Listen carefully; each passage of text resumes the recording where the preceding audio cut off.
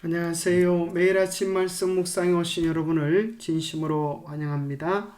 11월 22일 화요일 세상을 떠나서 그리스도와 함께. 우리는 영혼 불멸을 암시하는 듯한 성경 구절을 연구하고 있는데요.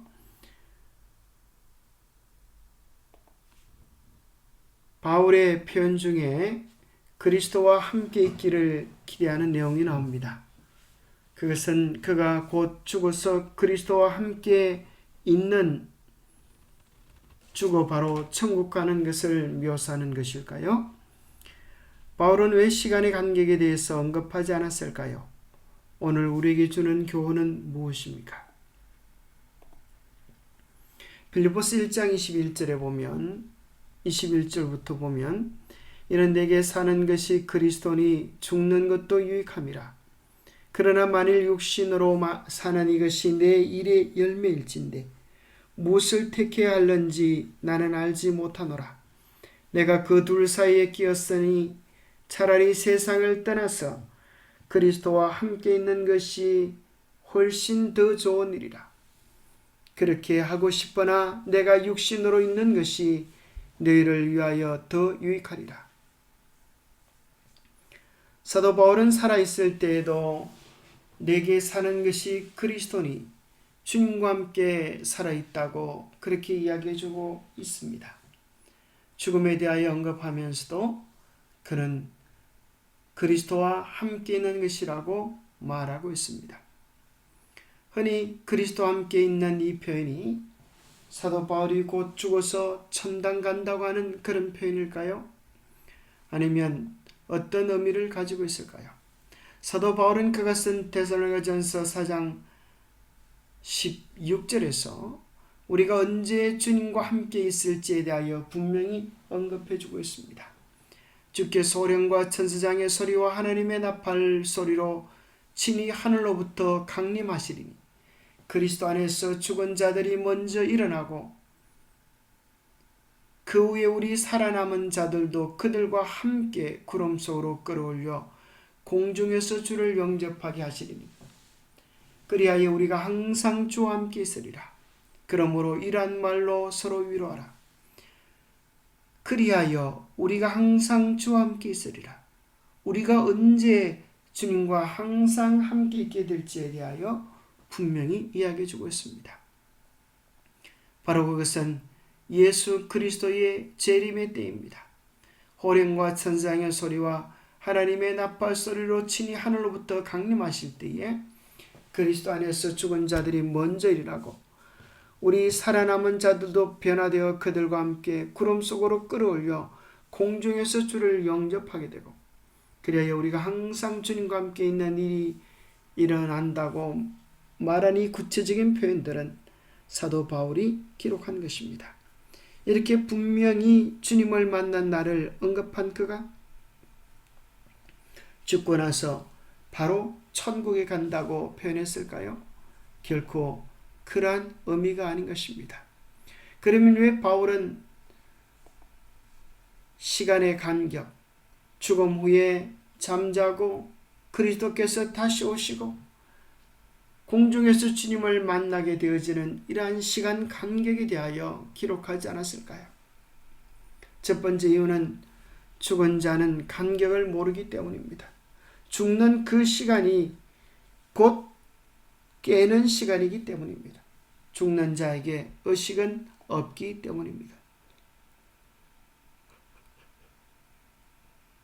바울이 차라리 세상을 떠나서 그리스도와 함께 있고자 하는 그의 바람을 이야기했을 때 그것이 그가 죽은 후에 자신의 영혼이 그리스도와 함께 살기 위해 몸을 떠나는 것을 의미했을까요? 결코 그렇지 않습니다. 이 성령절에서 바울은 문제 가득한 현재의 삶을 벗어나 그리스도와 함께 있고 싶은 소망을 말로 표현한 것입니다. 여기서 바울은 자신의 죽음과 예수님의 재림 사이에 존재하는 시간 간격을 말하지 않습니다. 왜냐하면 죽은 사람은 시간을 모르기 때문입니다. 자는 사람은 시간의 간격을 느끼지 않기 때문입니다. 바울은 죽음과 동시에 하늘로 가리라고 기대했다고 가르치지 않습니다. 그는 재림 때까지 자신이 상급을 받지 못할 것임을 분명히 알고 있었습니다.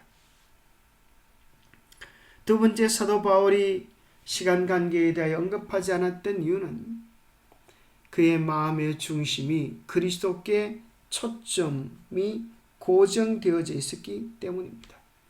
그에게 있어서 죽음의 긴 시간은 보이지 않은 것입니다. 그의 초점은 오직 그리스도께 있었습니다.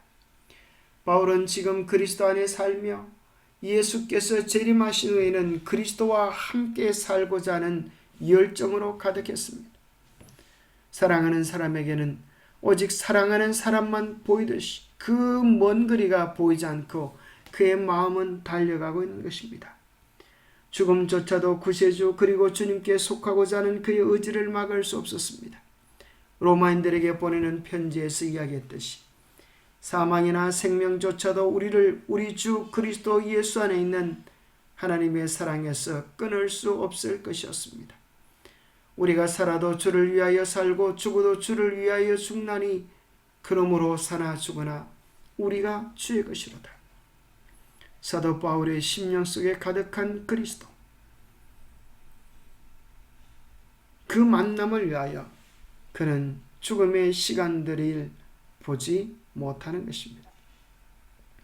이와 같은 확신을 가지고 바울은 이미 죽은 자들을 예수 안에서 잠자는 자들이라고 부르며 재림할 그리스도께서 그들을 깨우셔서 영생을 주실 것이라고 말하고 있습니다. 바울의 시선은 오직 그리스도께 고정되어 있습니다. 우리의 마음은 어떠합니까? 우리의 마음은 어디에 고정되어져 있습니까? 그리스도를 바라보고 그리스도께 고정되어야 할 우리의 영적 시선을 세상의 것들에 빼앗기고 있지는 않습니까?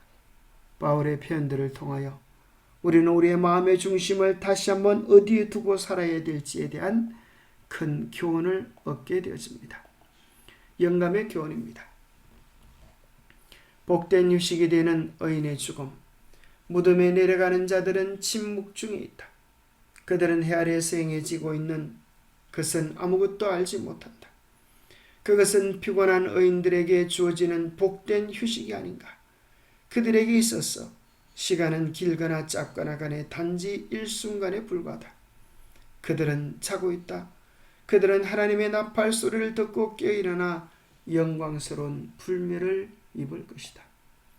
하나님 아버지, 위대한 사도였던 바울도 때로 인생의 고통 앞에서 연약한 모습을 보였다는 사실에 위로를 받습니다. 하지만 예수님을 향한 믿음으로 끝까지 선한 싸움을 싸웠던 바울처럼 우리도 하나님께 끝까지 충성함으로 영광의 나라에 넉넉히 들어가도록 도와주시옵소서. 바울이 예수 그리스도를 깊이 사모함으로 그의 마음속에 예수님만 가득하고 그의 시선에 예수님으로 가득 찼던 것처럼 우리도 그리하게 도와주시옵소서.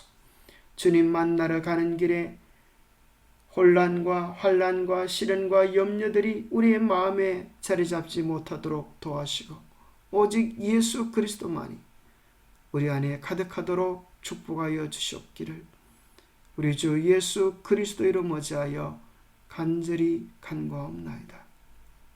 바울처럼 살아도 그리스도를 위하여 죽어도 그리스도를 위하여 살아가는 아름다운 삶이 되시기를 축복합니다. 감사합니다.